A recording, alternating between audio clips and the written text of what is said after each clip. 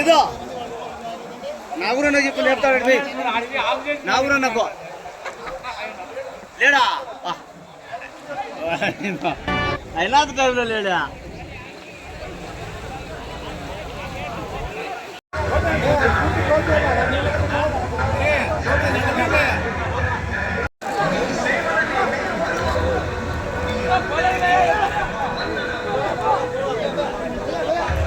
ఆయన బాబు నాన్న పీచుగా అమ్మ నాన్నని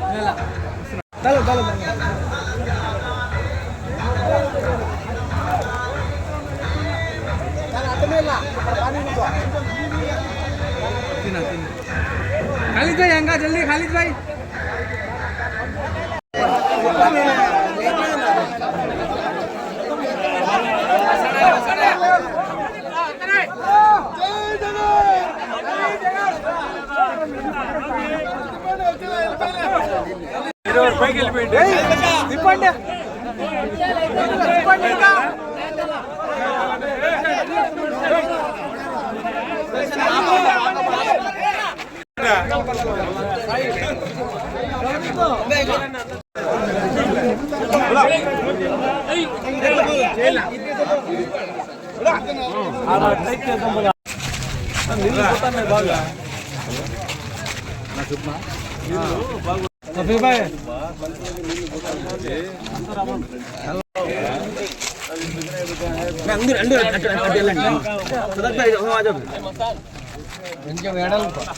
ఎలా బాగున్నా చూడండి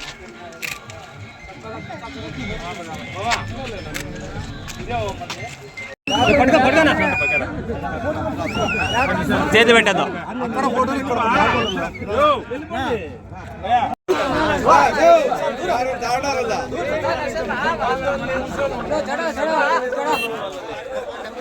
బాబు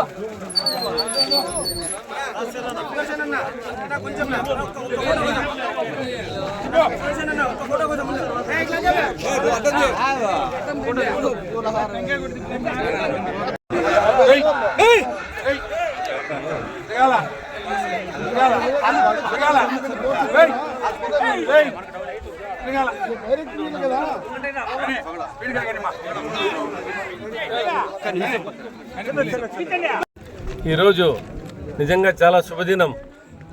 ఎందుకంటే 10 రోజుల క్రితం ఓబుల్రెడ్డి వారిపల్లి మేము పోయినప్పుడు అక్కడ తలుపుల మండలం ప్రజలు వచ్చి నీళ్లు లేవు, ఎండాకాలం వస్తూ ఉంది, చాలా పంటలు ఎండిపోతున్నాయి, చాలా నష్టపోతున్నామని చెప్పడం జరిగింది.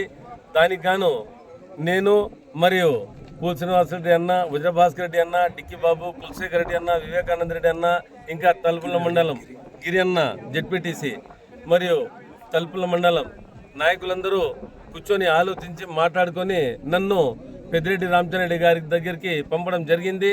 దానికి వారు చాలా సానుకూలంగా స్పందించి పోండి మీరు పోయి నీళ్లు వదులుకోండి అని చెప్పడం జరిగింది.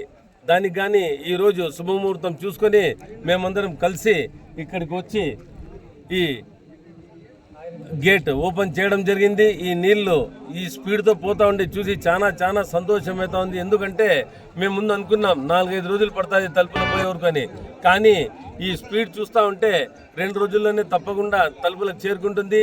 అక్కడి నుంచి గాండ్లపెంట, నమ్మలపూలుకుంట మీదుగా వెలుగొల్లకు పోవడం జరుగుతుంది. అంటే మన కదిరి నియోజకవర్గంలో 3 మండలాలకి ఈ నీరు పోతుందన్న చెప్పడానికి మేము ఈరోజు గర్వపడుతున్నాం.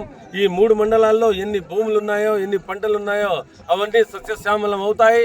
ఇంకా రాబో రోజుల్లో జగనన్న ప్రభుత్వం మళ్ళీ వస్తుంది.